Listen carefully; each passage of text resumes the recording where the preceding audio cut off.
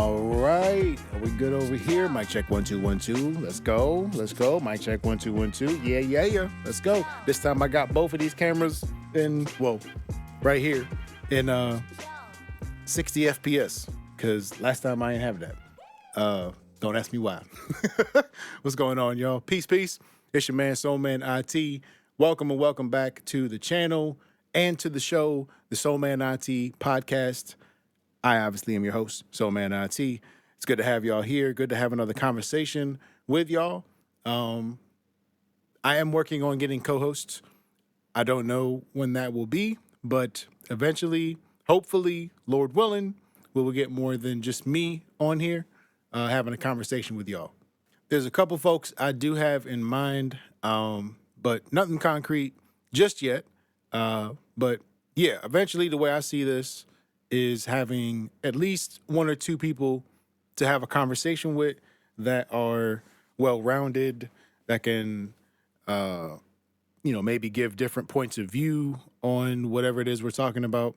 But yeah, generally when you're doing a podcast, it's very difficult to just do it by yourself. You should probably try to get, co-hosts and such. For me, I just wanted to have a spot and a place to be able to talk about different things that's going on, stuff that's like happening in the world, like on a macro level, and how that applies to us as like the humans and, wherever you at in the world. And then the stuff that's happening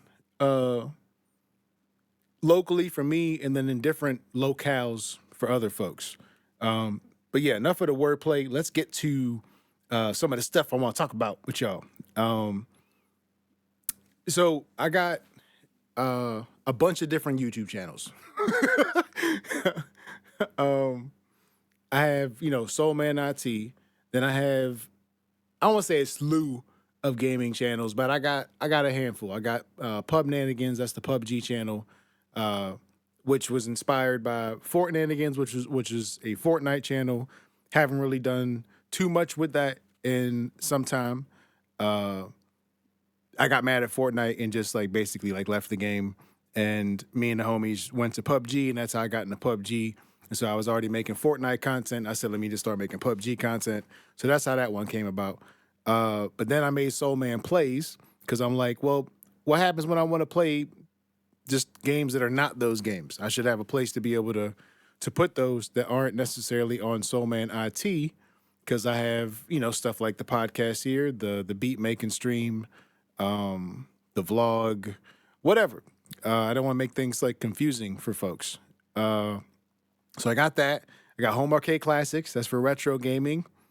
I got Super Soul Man. That's for like Nintendo games. All right, so that's like 5 channels. That's a lot. That's a lot, right? Then there's Fresh Air Flavor. Then there's Intro Muslim. There's Media Lits. I have a lot of different ideas, and to peel back the veil and some of the curtain, right? When some of these ideas come to mind, what I'll do, if it's something that I know I'll commit to, either like now or like later on, I'll look and search, look for like the social media handles to see if it's there. I'll look for the domain name, like the .com. I'll do my due diligence, see like if it's got at least like a digital footprint, and I'll basically make a channel and whatever like that. Sometimes you can get to the ideas and sometimes you can't because of how in depth I'm thinking about the idea. I've been told, like as a joke, if you're like in a contest and the requirement is to bake the best cake, I'm the type that's not just gonna make a cake. I'm gonna make a bakery, and that's what my parents did as well, type of deal. So like that's kind of like how I look at it. But what ends up happening is you take every little idea and try to scale it, and don't sometimes just let ideas just be what they are, right? But I mean, on the flip side, it's good for me like to play this out and to like, if I didn't do like the gaming channels, for instance, I wouldn't be any good at doing the stuff that you see me doing now, for real. in the gaming space, it's a lot less pressure, in my opinion, than you. Like when I'm in gaming, I can be SoulMan, the persona that I created, but I can be like the gaming version of it in the gaming space, and it's cool. I can, but when you start to be more you in other spaces, that can be intimidating and all of that. And when I first started out, man, I looked horrible, y'all. Like I was depressed. I looked a hot mess. I was not. Uh, I would say I wasn't fun to watch. I didn't enjoy watching myself back then. Like I would look back on it, and then those videos wouldn't get uploaded. Um, at some point, if I can dig and find some of them, I'll put it together and show folks because I think it is good just so people can see, where you start out at. With that said, for 2026, my goal, looking back at 2025 and the different things I was able to accomplish last year, like we had Pubnanigans was able to make YouTube partner. My first time being like partner on any of these like social media platforms, anything. We were able to do that, my community and I, back in April of last year, right before May. It was like the tail end, like last few days of April. So you're able to get that. And basically what that means is now my channel on YouTube for Pubnanigans is monetized at like the tier 1 level. There's tier 1 and there's tier 2. The requirements for tier 1 was you got to have at least 500 subscribers and you have to reach either 1,000, 3,000 public watch time hours or 3 million views if you're doing YouTube shorts. So it was like an either or situation, whichever one you hit first on those two, but you absolutely had to have at least 500 subscribers. Weirdly enough, getting the subscribers was the hardest thing. And the view count was not the hardest thing compared to, comparing the two to each other in terms of the metrics to for the requirement of monetization. But yeah, we were able to get it, and that was like a really big accomplishment for all of us, for real. Shout out to my Pubnanigans crew, you know what I'm saying? We were able to get that. We got Twitch affiliate later on in the year. I think it was like October, maybe, of last year. Sometime in the fall.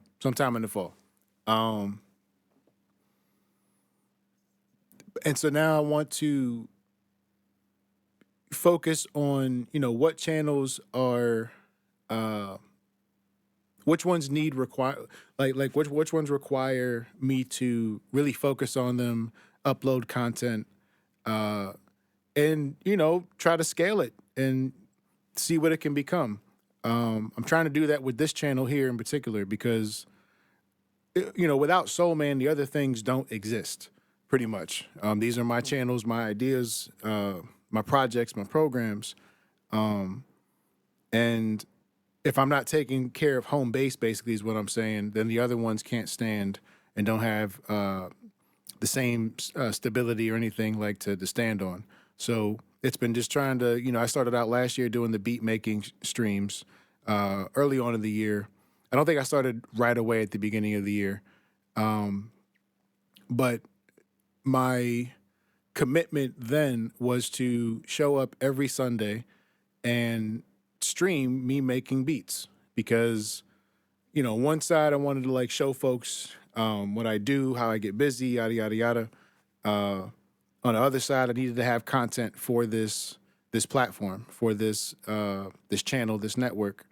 And so now it's like, okay, well, let's do that with podcasting. A lot harder than you might think. It's easy to go out and buy the cameras and, buy the equipment and, everything looks nice. But when you got to actually talk and speak about something, that's the hard part. And then, what are you going to talk about? And even if you have the hottest topic, are you compelling enough to talk about it? So there's a lot of variables that go into it. Then there's like the format of the show. So like I got opening segments, first half a show, second half a show, closing segments, rinse, wash, repeat. For any of y'all taking notes out there in terms of how this is broken down. I don't want to ramble any more than I already have. But yeah, that's the idea for this year, at least for like SoulMan IT. Pubnanigans is doing its thing, and I feel like I just have to be more consistent in releasing content, and I'm figuring out, nailing down more so, okay, let's just go with this type of content and just keep putting that out. We know this works, we know this works, we know this doesn't works. We got the analytics from YouTube. So let's move forward with that. When it comes to the gaming, that's something else. That was another topic I wanted to talk about. I don't know if any of y'all out there who play video games that are in your 30s as well, have I guess either taken a break or just like left video games completely alone. Because I kind of have towards the fall time of last year, and it was good for me to take a break because it was around the same time that people were noticing that YouTube's algorithm was messing with the view counts and a whole bunch of stuff, and so Cats was trying to figure out like what content do I put out, what based off of like your audience and your views that you've been growing and things like that. And it was just like a real, a lull. I don't think last year was a good year for gaming at all. It hasn't been great for gaming in general, in my opinion. You basically have you have like RPGs, which are role playing games. You have Japanese RPGs, which are literally their own style of RPG games. You have, MMOs, mass multiplayer online games, first-person shooters, your third-person storyline-driven games, third-person shooters, racing games, driving games. Now you have world-building games, simulations, stuff like that. And when you say like all those categories, you feel like you should have a bunch of different games that you could be able to play. And there just hasn't been enough games that are like, when I play video games, I'm trying to zone out for a second, escape reality, if you will. But then at some point come back to reality, right? And so I like playing video games that like encourage that. I like playing video games that like let you solve puzzles that require some level of skill, like, with the shooting games, all that stuff. But there just haven't been like, I guess, a lot of unique experiences. When I got into playing Fortnite, that joint was just so unique to me. Just the game concept itself of you just being able to build and shoot. And all of us had to get good at doing just that, right? And it was a great time when it first came out. When I first joined in 2018, it was the year after my dad died, and my mom started getting cancer treatment, and it helped with coping with that and dealing with work at the time, all that stuff. But it was just a really great game, and I think a lot of us now are pooped out from Battle Royale. That's why like extraction shooters, like Arc Raiders, Tarkov, whatever the other ones are popping, and because I think we're just pooped out. We're all we're looking for something, man. But like games are just whack as heck right now, and the gaming industry is not making you feel any better about it. The retro industry is its own thing. It's going through what the used reseller market is going through overall, where the companies that sell these products that are still available, they don't like used resellers normally, because they're trying to push their new products if they got a bunch of new products out. And if you holding on to stuff, think people who had PS4s and Xbox Ones, those joints came out almost a decade ago, and yet people still had them. And when you think of it, like, I can't be mad at you if you upgrading from a PS4 to a PS5 is going to cost you $500 to $700. Like, Yo, that's rent for some folks, or that's half rent. Like that's something for someone, right? Um, so it's like when you're thinking of it now, that's part of the thing too. Is like the pricing of gaming. It's not even really affordable. Now you're paying at least $70 for new games that come out, and the majority of these companies are moving to digital. So you're not even getting a physical game. And listen, I love Nintendo. I love Nintendo. But here's the thing. Check this out. Oh, man.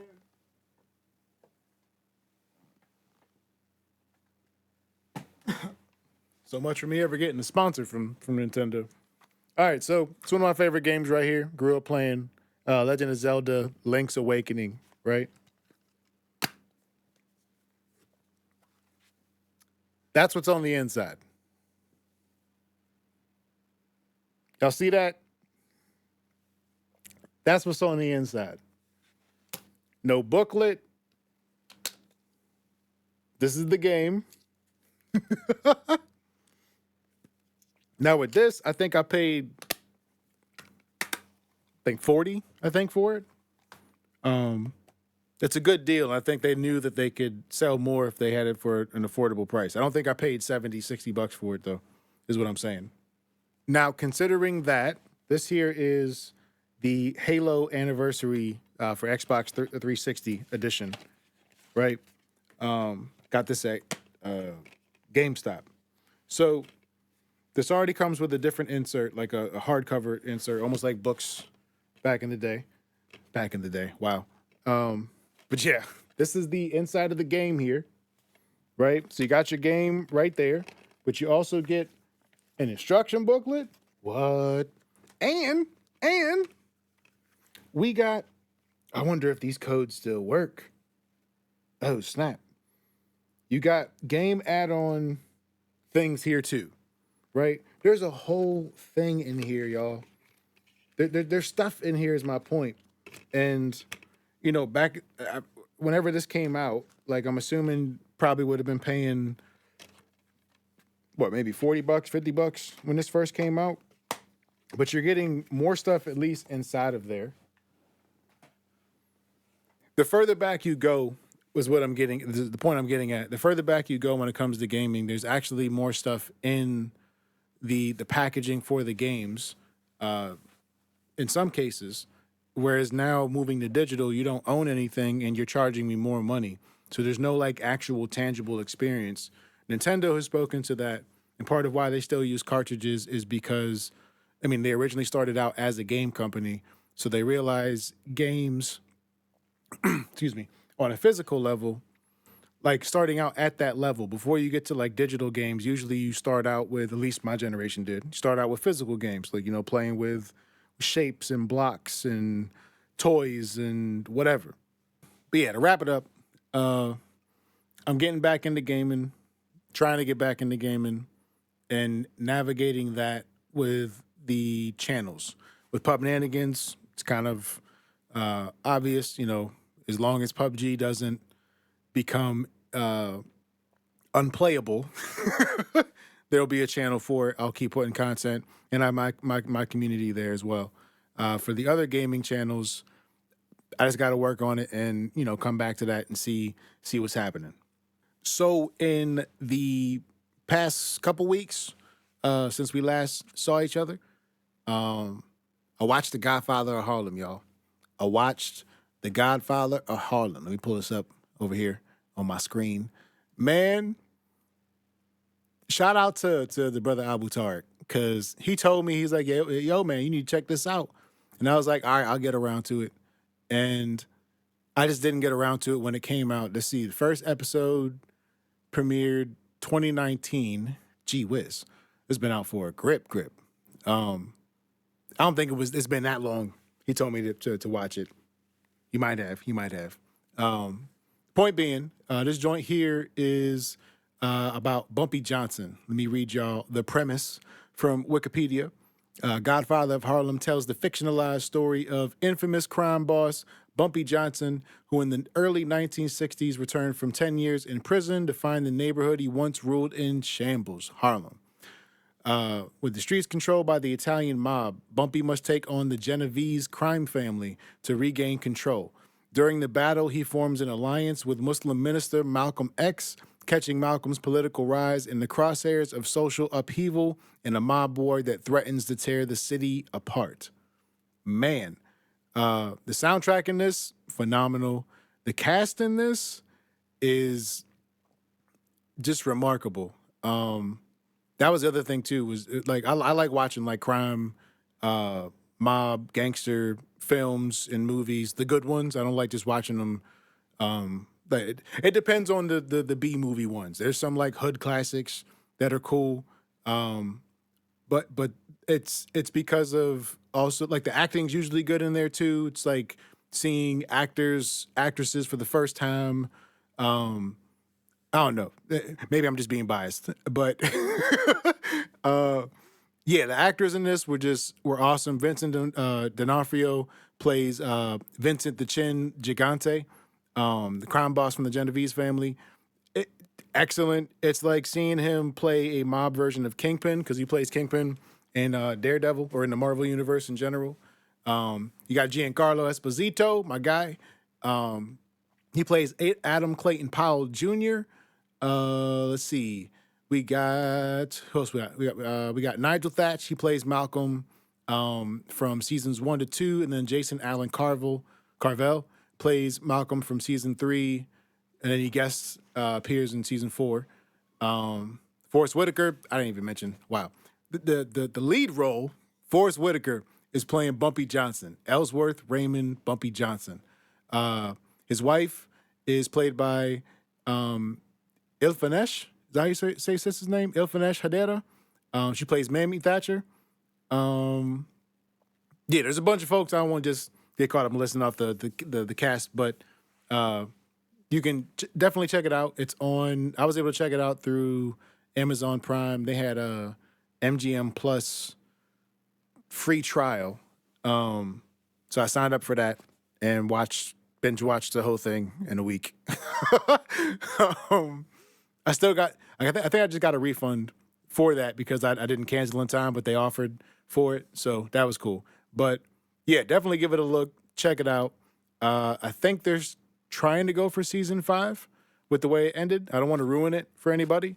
What drew me to this show is, my dad and other brothers coming up. They would tell you stories about the times of Bumpy Johnson, times of Malcolm, times of the Nation, post Nation, during Nation, all that stuff. And you don't get to see movies and films that portray also the atmosphere and the times in a way that's accurate as well as informative, engaging, entertaining, just checking all the boxes. And I feel this show definitely did that. I love the soundtrack to it. I like how they incorporated different styles of music. Jasmine Sullivan, she makes a guest appearance in there. Shout out to Jasmine Sullivan. This awesome, beautiful voice. I'm forgetting some of the other people that made guest appearances that are also musicians and music artists. But it was just really well put together. You don't really get to see black crime, black mob movies where the character is dealing with people and other groups and other mob and criminal, just dealing with other groups that gonna off you, like, and when you man, it's just hard to explain. Like when you see gangsters like this and just like the origin for a lot of the gangster culture that we see in film today, it comes from these times, and to see. If you have like at this stage, probably the great grandparents that you would have are probably passed away, but the ones who come from this time, it was good to see something that just stuck true to that. You can obviously see I'm very, very passionate and jazzed up about it, but definitely want to tell you all about it. Check it out. It's on MGM Plus. It's not an ad for them, but just. I believe that's the only place where you can get it at because it's exclusive to them and they're the ones who made it. Next up, J. Cole dropped a new song, disc 2, track 2. Dropped that joint 5 days ago, January 14th. And he I got mixed feelings on this.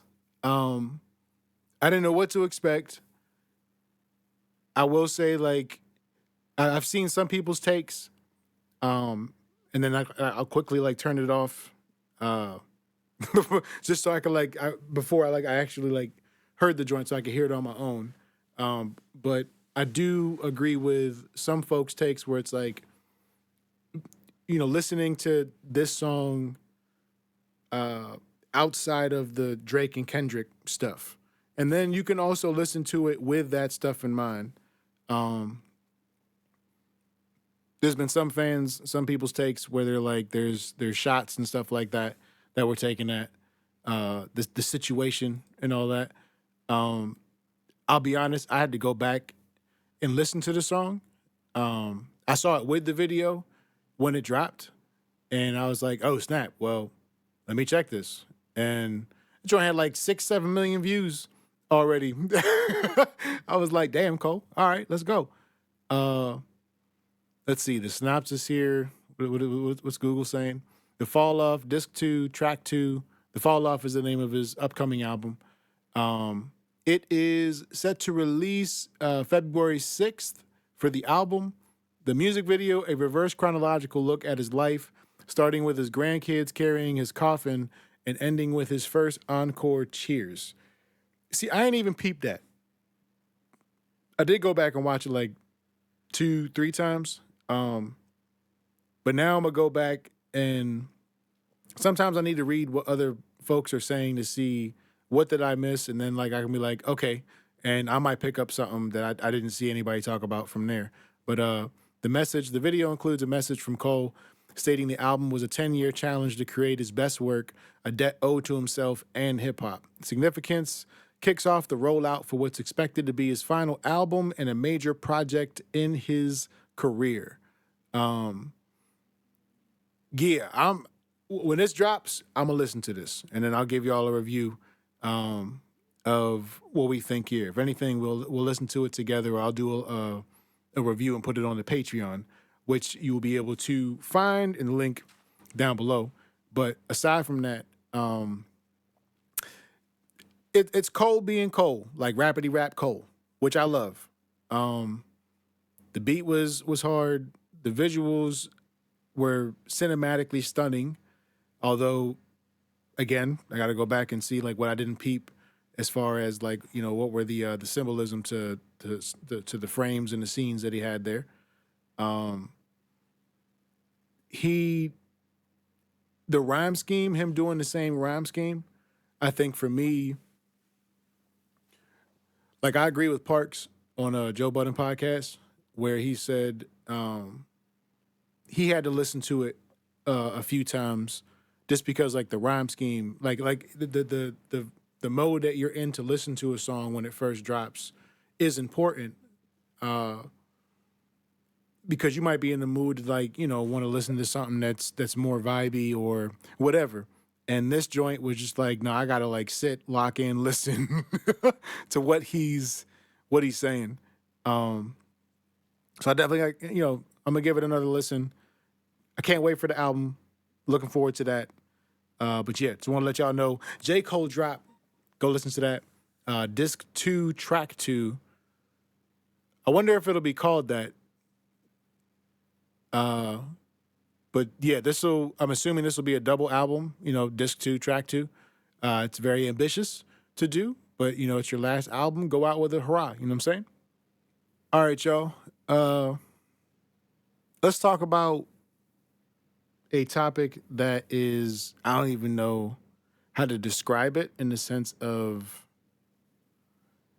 it's one way you could describe what's happening with Venezuela and now possibly at this time, I'm saying possibly, Greenland, right? Last time we spoke, Trump went in and captured President of Venezuela, Maduro, and took over Venezuela and was like, "We gonna build here. We gonna make this basically." It's very reminiscent to like Iraq in a way. Is what I was saying. Um, and now he's revisiting what he was talking about with Greenland.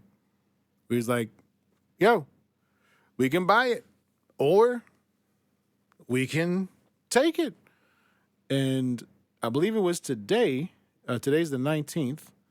Um, of all days to do it on, Martin Luther King Day, Martin Luther King Jr. Day, a day which he also removed from the National Parks Service register, so you can't get in free.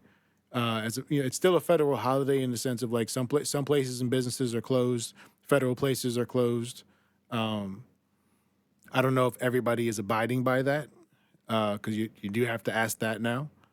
But yeah, he came out and put a letter out today. Let me find you the letter here and I'll read it to you. Okay, so here it is. So Trump sent a letter or a text message to the Prime Minister of Norway. And this is what he said. Dear Jonas, considering your country decided not to give me the Nobel Peace Prize for having stopped 8 wars plus, I no longer feel an obligation to think purely of peace, although it will always be predominant, but can now think about what is good and proper for the United States of America. Denmark cannot protect that land from Russia or China, and why do they have a right of ownership anyway? There are no written documents. It's only that a boat landed there hundreds of years ago. Wow, but we had boats landing there also. I have done more for NATO than any other person since its founding, and now NATO should do something for the United States. The world is not secure unless we have complete and total control of Greenland. Thank you, President DJT.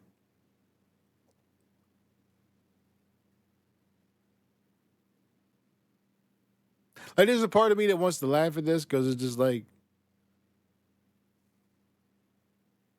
well, shit, what else can you do? In some respects, it's like, yo, this is asinine. It's wild. It's what you would expect, though.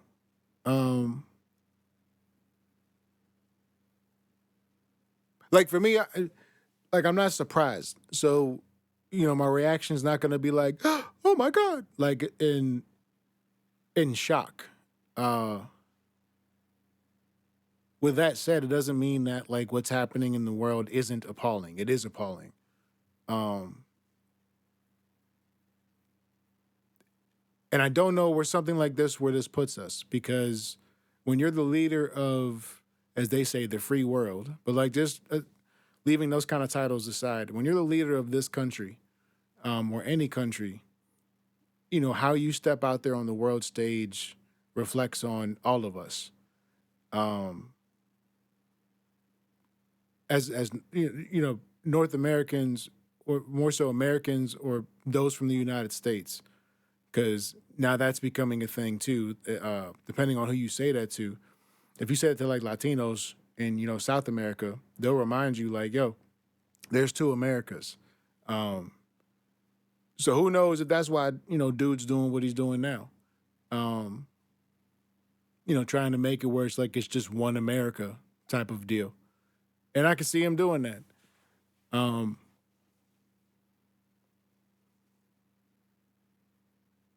it's spooky times, y'all.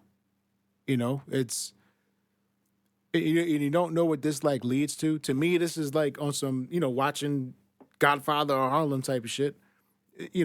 This is someone moving on someone else's turf or territory, and you saying like, "Yo, I'm gonna take this," and this person's turf is supposed to be backed by the protection of over here, and these are NATO groups. Uh, and sometimes when these kind of things happen, when factions start to fall apart, it allows new factions to form, right? So sometimes that could be the play the whole time.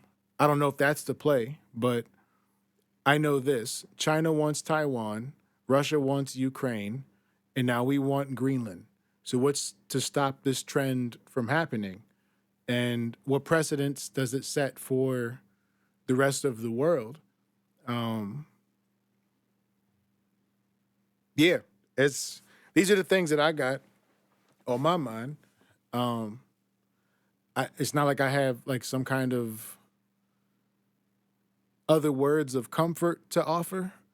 Like it's gonna be okay. I'll be honest, this shit don't look. It does not look okay. Um, it doesn't look like it's gonna be okay at some point.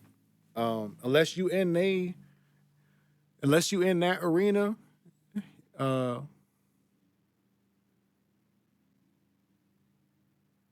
they don't pay to be. It just doesn't pay. It's gonna come to bite us in the ass. We're gonna pay as Americans. According to the one report, they had said, uh, what was it? Just about the tariffs that the EU raised the tariffs in response. Like now we're being hit with tariffs in response to this here. Greenland push strains NATO and EU US trade relations. EU considers tariffs on $108 billion of US imports. Gee whiz. And Trump due in Davos this week. Let's see. This is a report here from Reuters.com. Okay, talks with Trump in Davos. Norway's Store said he would change his schedule to attend the World Economic Forum in Davos on Wednesday and Thursday, overlapping with Trump's planned appearance at the annual gathering of the global political and business elite. Oh, shit. The country will not change its stance on Greenland, the country's foreign minister Espen Barth Eid said. German Chancellor Friedrich Merz said he too would try to meet Trump on Wednesday, adding that a trade dispute was not wanted. But if we are confronted with tariffs that we consider unreasonable, then we are capable of responding. U.S. Treasury Secretary Scott Bessent said it would be very unwise for European governments to retaliate. I think it's a complete canard that the president will be doing this because of the Nobel Prize. The president is looking at Greenland as a strategic asset for the United States. Like, it's wild because in all, like, this is similar to Iraq, but it's not. And the reason why I say that is with Iraq, Bush went in under the auspice of weapons of mass destruction. The war against terrorism right after 9/11, right? So there was a logic that was there that you could see. It just turned out like, there was no weapons of mass destruction when you went there, when they went there. So it was a farce for them to get oil and power and all that good stuff. There's similarities to it with Venezuela and, Greenland. But yeah, no, like there's it's ramping up to other things, and it just makes me like worry because it seems we're stepping towards war, and none of us as citizens were asked about it because they're gonna ask for you to fight, and it's just like, why are we fighting wars that do not make sense for us to fight? Why are we engaging in conflict? Why are we being the bully and all this stuff like this here? I understand being tough, but this ain't being tough. This is being a bully. This is being a dictator.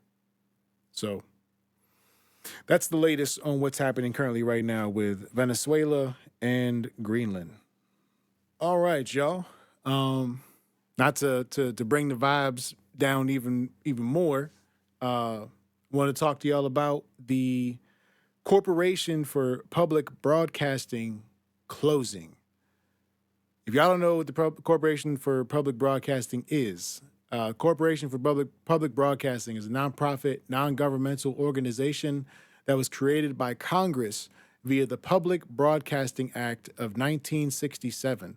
Its purpose was to provide funding and support for public media across the United States to enable greater and equitable access to information and education.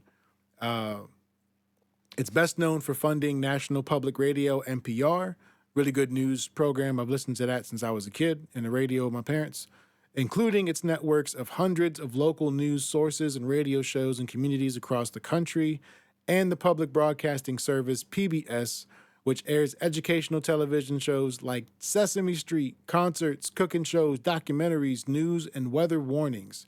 It was also once the home of other beloved shows, including Mr. Rogers' Neighborhood and Bob Ross' The Joy of Painting. I'm here in Pittsburgh, and that's where Mr. Rogers is from. I grew up watching all of this stuff, y'all. Part of what has gotten me into doing like streaming and videos was watching this channel, PBS channel, Channel 7 back home in Binghamton, New York. Whether it be like during the week at my babysitters when I was younger, or on Saturdays, with my mom and pops, watching the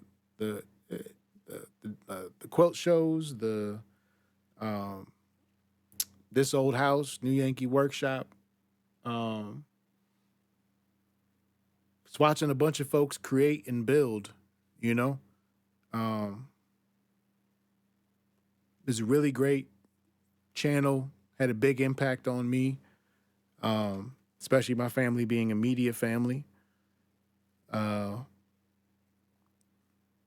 It's just sad, man. It's just sad what's happening with it. Let me see what they say about like what will happen with the programs. Let's see. NPR and PBS as a whole will not shut down, air quotes. Why air quotes? But some associated properties, especially those in more rural or lower income areas, may suffer. CPB was a significant portion of NPR and PBS's funding, but not all of it, meaning the organizations will have to find another means of filling in the multi-million-dollar gaps. Let's see. They said that 70% of its federal funding went to locally owned public media stations, reaching roughly 99% of Americans. Advocates previously told USA Today the budget cuts would disproportionately affect rural areas, potentially worsening existing news and information deserts. It is unclear at this time just how many programs may be impacted. Man, I mean, the only thing I can see is them now going private, pretty much as companies. NPR is a private or public-private news company, and PBS as a public or private business or company. This way, people can invest in you, and you can control the money still, and your programming can still keep going. I could see that as a possibility. It's just wild to force a nonprofit that Congress started to become for profit when that's not the purpose of what they create. Like if you create educational programs and you're truly about the educational program to some degree, you'll try to give it out for as affordable as possible, because it doesn't make sense for people it doesn't make sense for you to paywall education. That's literally the issue that we have today. A lot of us, from my generation especially, came up watching PBS and learned stuff, was inspired to become some of the careers and do some of the things that we have done now, as we've gotten older, that we first dreamed about when we were a kid. I remember seeing, I think it was like Sesame Street was coming to Netflix or something like that. So I could see them like licensing their shows that they already have to someone like Netflix, which already has a chokehold, I'll say, a growing chokehold on the media space. They just bought a bunch of those podcasts, did that deal with iHeart Radio last year, iHeart Media. They did the multi-billion-dollar deal with WWE at the top of last year for Monday Night Raw. So they're getting into the live show format. So they're buying different IPs and intellectual properties and programs and shows, and they're bringing them to Netflix. So I could see, PBS getting a big bag of money. I don't know how big, but for just licensing their stuff on there, because I don't see any other way of how they would be able to survive unless they start doing like the Patreon model, which is kind of what PBS was known for and kind of started for viewers like you, right? But yeah, shout out to PBS, NPR, and the Corporation for Public Broadcasting. All right, on that note, y'all, we're going to take a quick commercial break, and then we'll be right back to the show.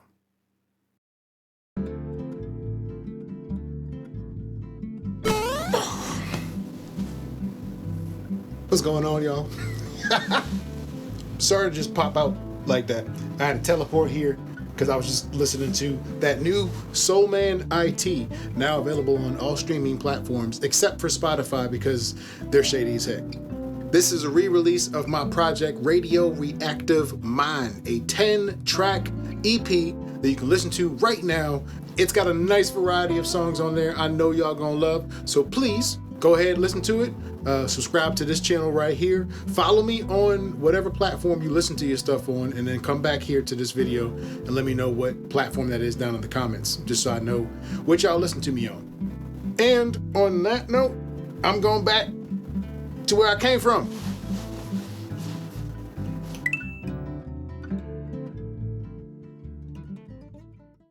All right, y'all, and we back.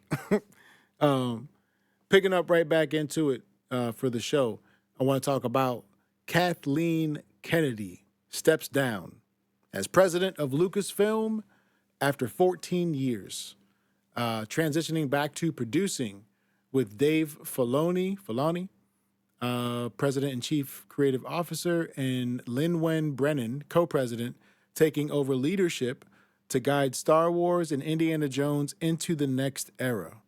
What? Announced in mid-January 2026, this leadership change marks a significant shift for the studio, with Filoni handling creative vision and Brennan overseeing business operations. So like for y'all who don't know, Lucasfilm, that's the property, the film production company behind Star Wars and Indiana Jones, started by George Lucas. He sold the company to Disney a long time ago. Was it 14 years ago? Is that how long it was? Like he sold it to her? Either way, he sold it, so two of my favorite movie franchises, Indiana Jones and Star Wars. And, some fans, why is this news to us? Well, some fans are happy, dare I say elated, that she's no longer here. Disney definitely, I feel that to their credit, they did some good things with Indiana Jones, Marvel, Star Wars, in terms of giving those franchises exposure and a platform they did not have before George Lucas sold them. Like, as big as Star Wars was, without Disney, I think in some ways it wouldn't have had the legs and the production budget and the resources. When you look at like the special effects and stuff like that in the shows that they've done based off of Star Wars and Marvel, for the most part, leaving She-Hulk alone. And a couple other joints. For the most part, they've looked awesome. But the storylines and stuff, man, they've sucked. Like, they have sucked. Some of them have been like hit and miss. Not every one has been The Mandalorian. Some could have been better. In some instances, it was clear, like, okay, we're taking these kind of political stances, and then how much are you choosing to show that as a filmmaker, production studio, and a storyteller? AKA, how much are you going to shove this down our throats or put it in our face? How are you going to introduce us to these different things? That's me trying to be as unbiased as possible. But a lot of fans felt like when it came to like inclusion and certain roles and race and all that being switched, that it wasn't cool, and that they were doing inclusion for the sake of inclusion and forcing politics on folks and da da da da. And that might have been or whatever like that. I'm not opposed to including folks who are historically underrepresented. So if she was a part of trying to make sure people were included and seen, because in other spaces or other studios and other whatever are not being included, then, you know, kudos and salute. Like, I think there's room to give credit to what someone or what people are doing and trying to do, while also giving critique. With that said, it's just like, you could have better shows, better well-written shows, and not just like putting writers together because it fits it fits your racial demographic smorgasbord that you're putting together for showing off. I get whatever the reason is, but like when it comes to She-Hulk, that's the one thing that comes to mind. It was all women writers, and it's a good thing that you have a show that has all women writers and it's being backed in this way, but maybe it was just how it was marketed, or there were some things that, I mean, no, it's not even just how it was marketed. There was some stuff like the whole twerking scene and shit. It was just like stupid. And it was just like, if this is supposed to be an achievement for women, you're making it where, in my opinion, you're making it harder now. Especially when you are this conglomerate of a corporation. I think I might give it a little bit more grace if they weren't as big, but because they are as big and they've taken political stances before, I'm assuming that they have a certain type of awareness and therefore responsibility. And so fans, basically, they see that not fans, haters, trolls, they see that misstep and they are coming for, coming for her life online. I don't think she minds or cares. But it'll be interesting to see what happens moving forward. A lot of big shakeups happening in major media. The biggies, like Netflix, NBC. Well, NBC's, not NBC. No, yeah, NBC with Peacock. I was thinking about Warner Brothers and that whole thing of the back and forth of purchasing that collection and catalog. But that's what I mean. Is that there's big, shakeups and moves that are happening.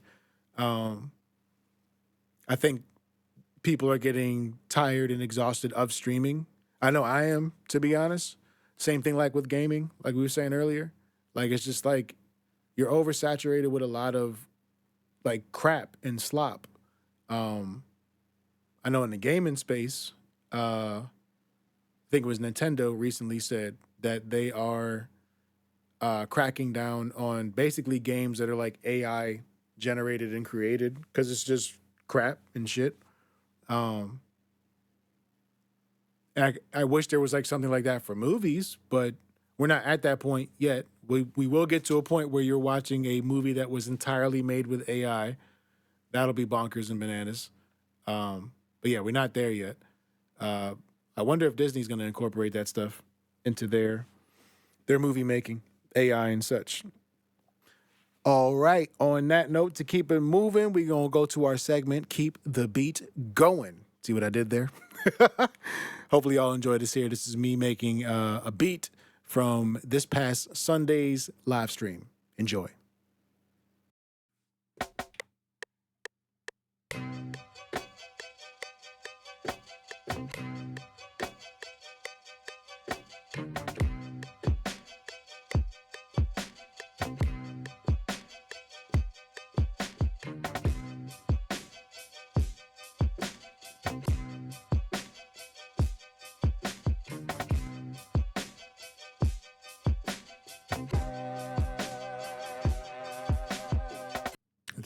lower the pitch.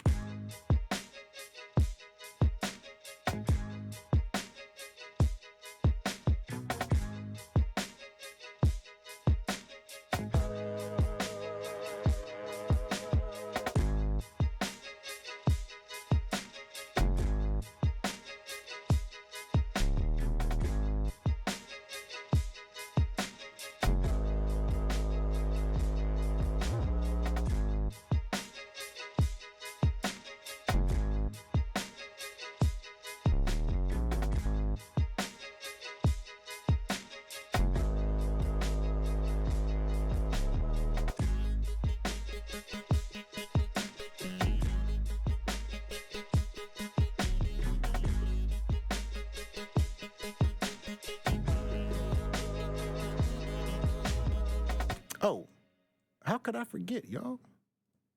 How could I honestly forget? You said this is the perfect beat to roast Robin to, Ken. uh, uh, I should be a way better example right now for both of you, but I kind of like seeing both of you fight to the death. So, chat, let's enjoy and watch while we have a soundtrack. There we go. We will call this one Fighting Words. It's very fitting since Ken and Robin were fighting to the death over PUBG in a live beat making stream chat. It so makes sense. I love it. Only here, y'all. Only here could you find these things. Well, maybe on Average's stream without the soundtrack. Well, actually, no. Average has a soundtrack too. When y'all be trying to whip each other's ass. I think y'all should try to make peace for 2026. That's just my opinion.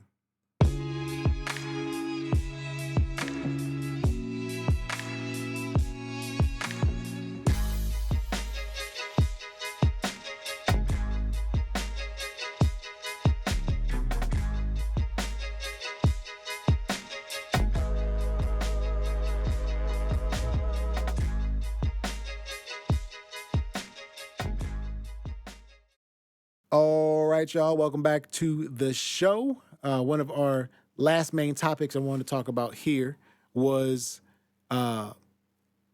Bandcamp, the music platform, Bandcamp, their stance on AI. They basically came out recently and said they have banned all AI music on the platform, whether it has been created fully by AI or even partially or substantially. They're like, we don't want it. All right. Reading their own statement right here on Bandcamp's website on their blog section. Bandcamp's mission is to help spread the healing power of music by building a community where artists thrive through the direct support of their fans. We believe that the human connection found through music is a vital part of our society and culture, and that music is much more than a product to be consumed. Let's go. It's the result of a human cultural dialogue stretching back before the written word. Similarly, musicians are more than mere producers of sound. They are vital members of our communities, our culture, and our social fabric. Bandcamp was built to directly connect artists and their fans and to make it easy for fans to support artists equitably so that they can keep making music. Today, we are fortifying our mission by articulating our policy on generative AI so that musicians can keep making music and so that fans have confidence that the music they find on Bandcamp was created by humans. Our guidelines for generative AI in music and audio are as follows. Music and audio that is generated wholly or in a substantial part by AI is not permitted on Bandcamp. Any use of AI tools to impersonate other artists or styles is strictly prohibited in accordance with our existing policies, prohibiting impersonation and intellectual property infringement. So think when Drake impersonated Tupac and Snoop Dogg on, I forget the name of the song, when he was going at Kendrick over the summers past, right? If you encounter music or audio that appears to be made entirely or with heavy reliance on generative AI, please use our reporting tools to flag the content for review by our team. We reserve the right to remove any music on suspicion of being AI generated. With this policy, we're putting human creativity first, and we will be sure to communicate any updates to the policy as the rapidly changing generative AI space develops. Thank you. Hey, yo. big shout out to Bandcamp. Bandcamp's been around for a grip. It is one of the earlier music platforms online that allowed you to make money independently with your music online. You got you can sell directly to your consumer.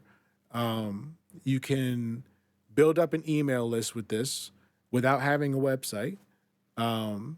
Now you can sell merchandise, and they have other features on the platform that allow you to almost treat it like a music version of Patreon.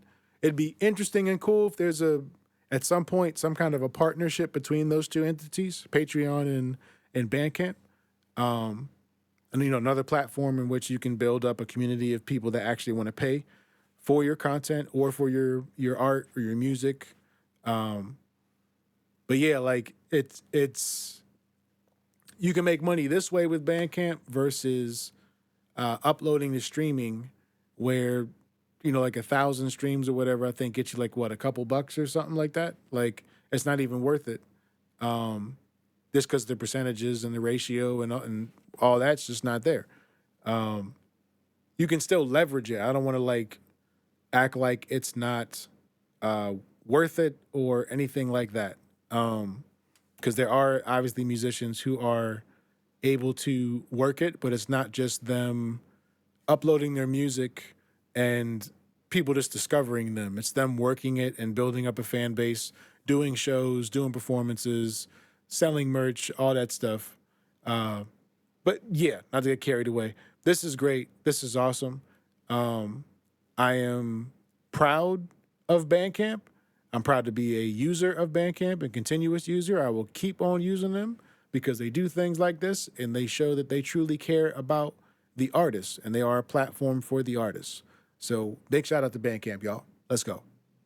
All right, my friends, it is getting to be that time to close out our show today. Today was a cool show. We got to talk about some good topics. The elephant in the room is, what's going on with Venezuela and Greenland and just countries in the world that are being oppressed, really. The people that are being oppressed. We got people in our backyard locally that are being oppressed, and there's people around the world that are being oppressed. So in closing, check in on your peoples, yo. Check in on your friends, on your family, people you care about, your neighbors. Make sure everybody's straight, because this stuff can go left real quick. Like we saw what happened during Rona, right? 2020. One day you going to work, chilling. Next day, whole world is shut down. You know what I mean? Like, so everything can go left real quick, and it's important to make sure that we're all connected and checking in on each other. Make sure we're all straight. What I look forward to this week is editing more videos, I wanted to do different types of videos this year and push myself I've invested a lot in video editing software and like just different, plugins and stuff like that. So, one thing I want to do is, music videos. That's been way, way, way, way, way overdue. Haven't done one of those in years.